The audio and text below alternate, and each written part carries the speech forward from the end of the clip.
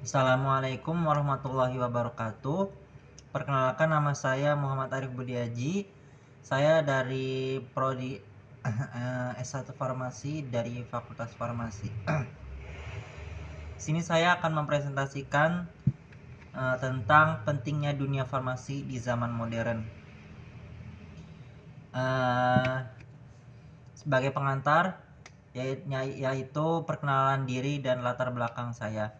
Latar belakang saya adalah saya selama ini alhamdulillah sudah berkecimpung selama beberapa tahun di dunia farmasi, dan insya Allah saya akan mengembangkan ilmu pengetahuan ini dan pengalaman saya di dalam bidang ini. Nah, tujuan saya untuk mempresentasikan ini adalah berharap dan memberikan wawasan mengenai peran vital di dunia farmasi dalam kehidupan manusia. Yang pertama adalah definisi dunia farmasi dan perannya dalam kehidupan manusia. Definisinya adalah, yang pertama, dunia farmasi mencakup berbagai aspek ya, mulai dari riset, pengembangan obat, hingga produksi, distribusi, dan penggunaan obat.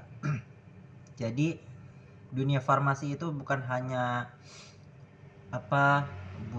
tentang bagaimana obat ini dipakai untuk apa, obat ini cara pakainya gimana, dosisnya gimana, tidak. Jadi dunia farmasi ini luas ya, bisa mencakup produksi obat tersebut juga, distribusinya, dan lain-lain sebagainya. Nah, perannya adalah farmasi berperan penting dalam menjaga kesehatan manusia, memperpanjang usia, dan meningkatkan kualitas hidup. Kalau ilmu farmasi ini tidak ada, mungkin kita tidak tahu bagaimana cara mengetahui dosis yang tepat agar minum obat kita itu memberikan efek yang sesuai gitu. Selanjutnya ada perkembangan teknologi dan inovasi di bidang farmasi. Pertama adalah teknologi. Perkembangan teknologi seperti AI dan bioteknologi telah membuka pintu untuk penemuan obat dan terapi obat baru. Ya. Jadi perkembangan dunia saat ini sangat membantu di dalam dunia farmasi juga. Yang kedua ada inovasi. Inovasi di dalam bidang farmasi terus berkembang ya, menghasilkan obat yang lebih efektif dan aman untuk berbagai penyakit. Selanjutnya adalah tantangan dan peluang dunia farmasi pada era digital. Tantangannya adalah, yang pertama tentunya kecepatan perubahan teknologi, keamanan data, dan aksesibilitas obat merupakan beberapa tantangan utama. Yang kedua adalah peluang. Era digital membuka peluang baru bagi farmasi, seperti layanan kesehatan yang lebih personal dan akses yang lebih luas. Dan ini sangat benar. Saya sudah beberapa bulan bekerja di klinik, dan resep dokter itu sekarang sudah tidak pakai tulis lagi, sudah pakai elektronik atau komputer ya. Jadi otomatis resep itu akan masuk ke ruangan farmasi dan tidak perlu lagi resep-resep tertulis seperti itu. Peran profesional farmasi dalam menjawab kebutuhan masyarakat. Yang pertama adalah dalam pemberian obat. Tentu saja ya, kalau tidak ada peran farmasi, maka pasien tidak akan mengerti bagaimana cara menggunakan obat tersebut. Nah, yang kedua adalah kesehatan masyarakat. Tentunya peran farmasi ini sangat penting dalam menjaga kesehatan masyarakat ya, dan terutama dalam bidang penggunaan obat. Kalau pasien tidak tahu cara menggunakannya, maka salah ya, nanti akan salah penggunaannya gitu, tidak sesuai dengan aturan yang dianjurkan.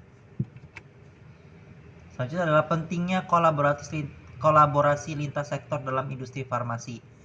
Nah, kolaborasi lintas sektor ini seperti antara farmasi, pemerintah, dan akademisi penting untuk mencapai solusi inovatif ya.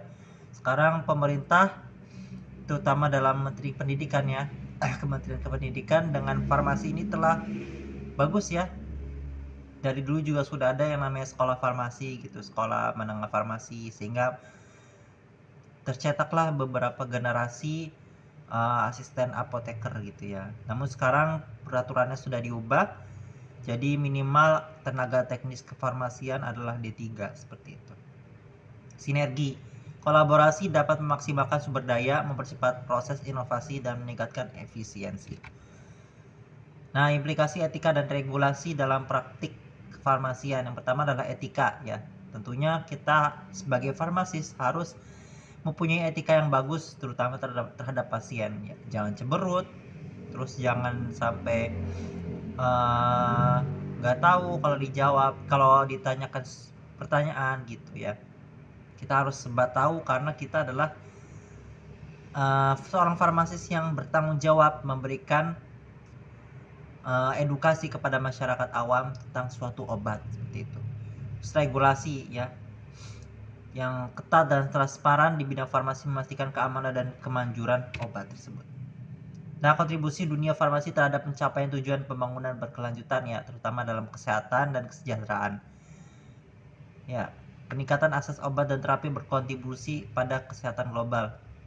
Ya, seperti yang dulu kita telah rasakannya COVID-19, vaksin ada di mana-mana, itu sama saja perannya dunia farmasi ya.